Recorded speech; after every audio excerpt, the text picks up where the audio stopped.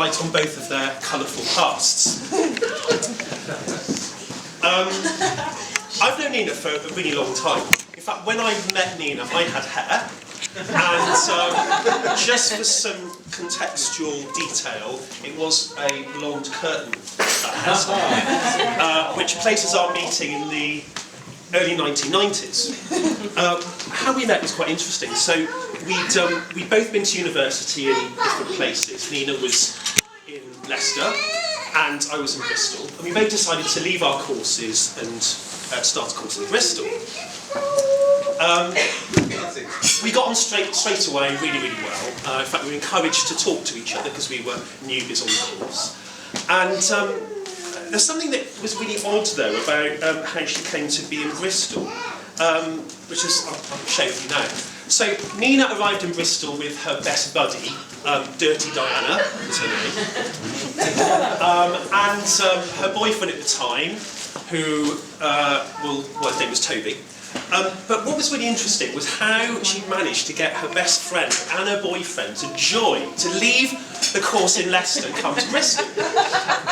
She managed to convince them that their courses were also rubbish and she should leave them and come to Bristol with her. This was Nina's first big PR success. Convince her entourage that their courses were shit and that Bristol was the best option. Sorry, children, don't say. I'm a teacher, I can tell you this is a really bad word.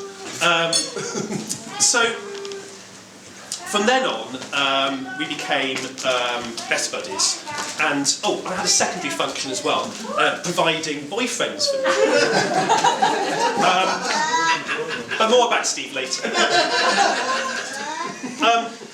Looking back at our days at university, what stands out about our friendship is how bloody childish we were. Giggling at others on our course, passing notes each other at the back of the lectures. Thank God we've grown out of that all now. The best thing about being friends with someone is they introduce you to a new experience. And I need to thank Nina for introducing me to gossiping. I was never really one for tittle-tattle before I met Nina. Well, not tittle.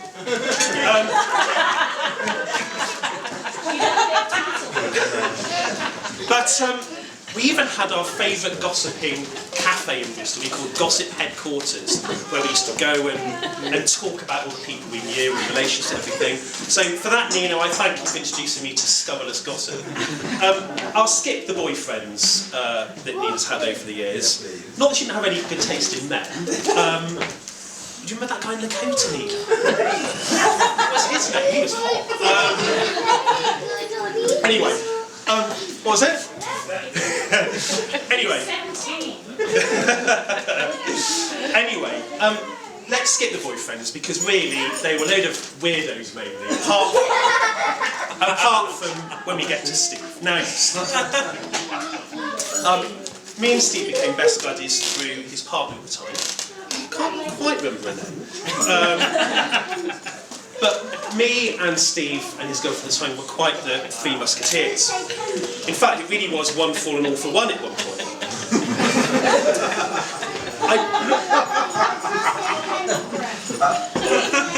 Giggling at the back.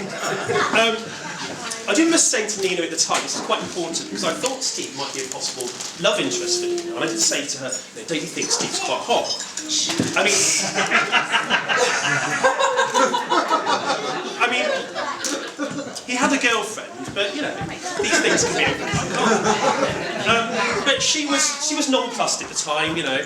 But her time came last year. Opportunity came knocking. Miraculously, Steve became single for about 10 minutes in the summer of 2017. By way of explanation, can I just say, in the time I've known Steve, he's been single for roughly 72 hours. I think that's such a wonderful thing. And so, as Nina and Steve become Nina and Steve. By the way, which way round should it be? Is it Nina and Steve or Steve and Nina? Nina, you need to answer this one. Nina and Steve. Nina and Steve. Yeah. Steve, do you concur? course. So knowing them as I do, I think they really are a perfect match. Steve is calmer, stronger, with an unshowy confidence in difference to Nina's flighty, gossipy, high energy.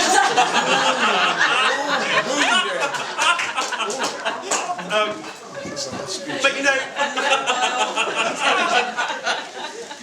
How cutting. but you know, I really admire Steve's unshowy confidence. I do think, you know, there's a little bit of Steve in all of us. and so what of our future? Their future. Sorry, different tone. So as long as Steve can tolerate watching what I call as TV for the Jeremy Kyle generation, I know they've got a great future ahead of them. I think their relationship, as they say, has legs. Don't worry, you don't have to run anywhere. Because wherever you go, Steve will be there with a sedan show, I'm sure. So, here's to two amazing friends, amazing people. It's a real privilege to be here today, and I'd like you to join me with raising a toast to Nina and Steve.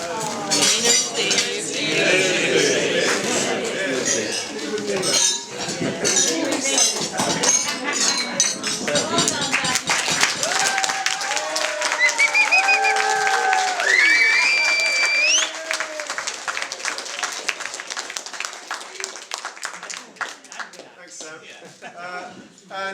I believe there's a small window of time for... We all know why.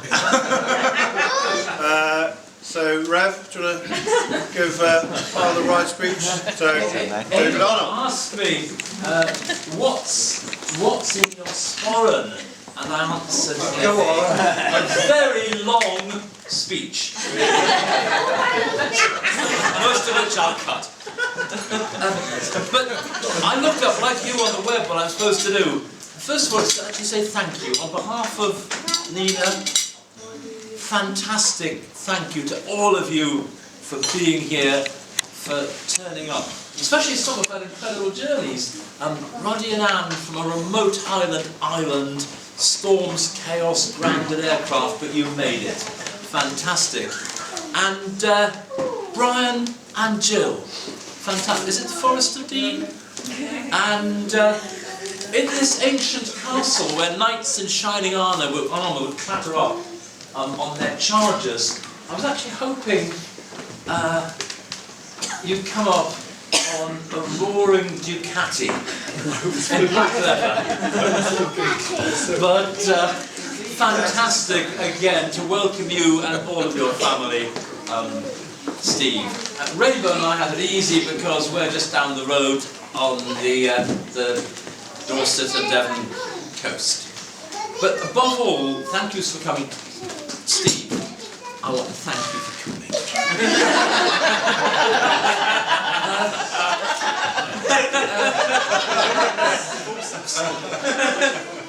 Nina spent part of her formative years living next door to a church, and plenty of time to witness great wedding disasters. Typical Bridgie wedding, no groom. And the best man and the groom had been arrested on the eve of the wedding for going out on a burglary spree, presumably to try and raise the bar bill for the day after. That did get into the papers. So, Steve, thank you for turning up. But more than that, not just for turning up today, seriously, for the way you've turned up and been there constantly to love and support Nina as your love grew. And that has been tremendous.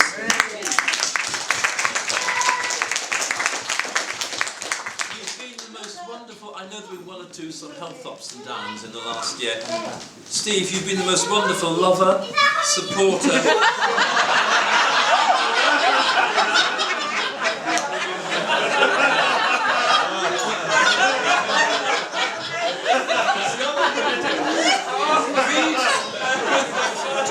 Read the Oxford English Dictionary on the definition of love. It's included.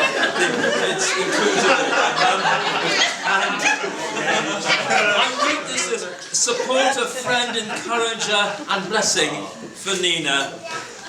And like you said in those vows, the ones you'd written yourselves so movingly, and in the liturgy, for reverse them. For worse, for better, for poorer, sorry about Brexit, for richer, in sickness and in health.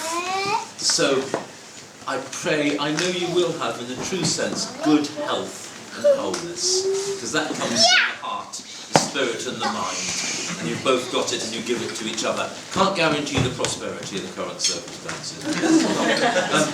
The old Tudor wedding prayers here in a Tudor hall, which aren't in the new prayer books, called marriage a fortress and a castle.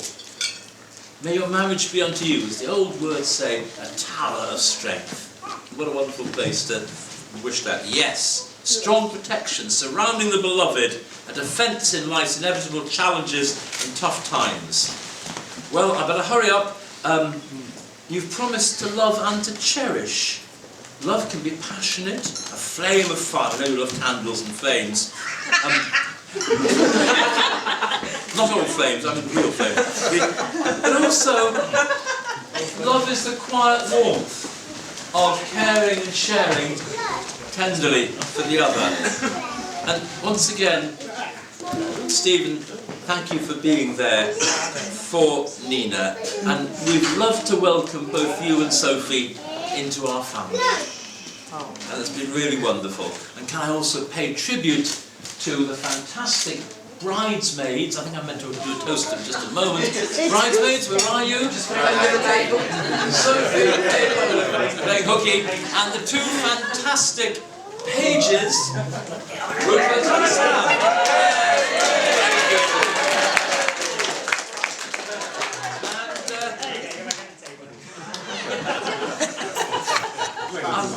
As I finish, I don't want to give the impression that Nina's all quiet and submissive. That ain't true. Much of her working life, she's been sticking up for others, she's been mentoring others to stand up for themselves, and she stood up for all of us. There's a famous song from an earlier birthday, Send for Nina, the way she's championed and helped each member of the family when we've had particular challenges and problems. She really is a star.